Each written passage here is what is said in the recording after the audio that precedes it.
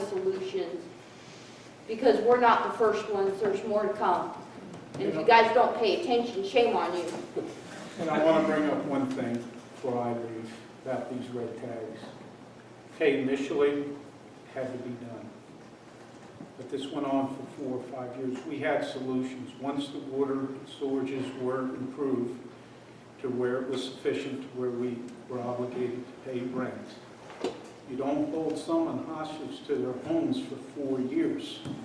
I had a graduate student come in who wanted to buy a home from Arizona, tried to track her down for deposition. She already graduated a year ago, so she's come and gone. You don't hold, the homes that were condemned, you keep condemned. Magar stuff, you want to teach him a lesson, you tag his homes. To the private homeowners, with the homes that are livable, you leave them alone, leave them to their business. You cannot hold someone hostage for 5 years to their home. And That's the private. Okay, that being said, I was in court originally the few times that Magar showed up when the state of Idaho was threatening him in some manner or another. And the one thing that, I don't know how many things that the state of Idaho, not the federal court, not the bankruptcy court, but Idaho has made him do to make meaningful changes here. But there was one threat, and I know this is going to sound kind of harsh, but the judge told him, and this is the status, and this is how he operates, I'm going to close the park, I'm going to close the park. The judge stood up and he goes, you tell these residents in this court that you're going to close that park. You are going to close that park.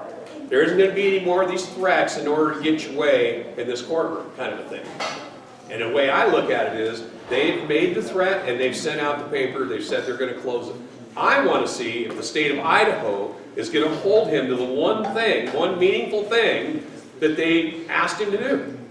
And it's not even just fix the water and sewer. It's stand up to your word here. If you threaten to close that park again, you sent out those papers, do it. Do it. And if Idaho doesn't hold him to that, then again, they have stepped back and let this landowner do whatever the heck he wants.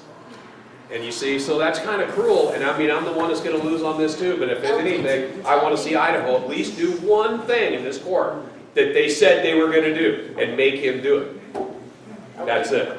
I think that's a great way to actually wrap Finish this this up, up. because that is Talking's really been the up and down of this park experience, is that there's been continuous broken promises and continuous questioning of what really is the reality of the situation.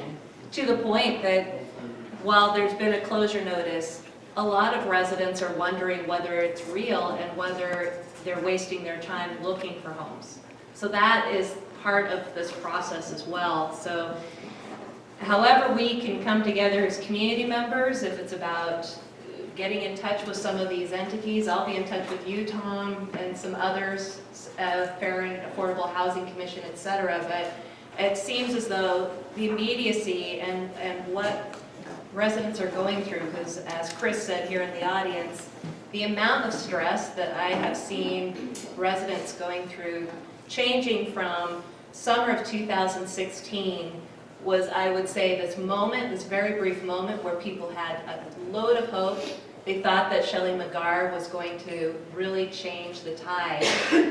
They went from that in the midst of all this, and now trying to make it through winter, planning, or not knowing whether they should plan to leave. So And not know if we're gonna have water. and not knowing, and again, this is a typical time for the water to get shut off. To and all sorts Yeah, to we get had- shut we had- off So due to various things, Yeah, so, we've had you two know, more it's that still were there. closed. Yeah.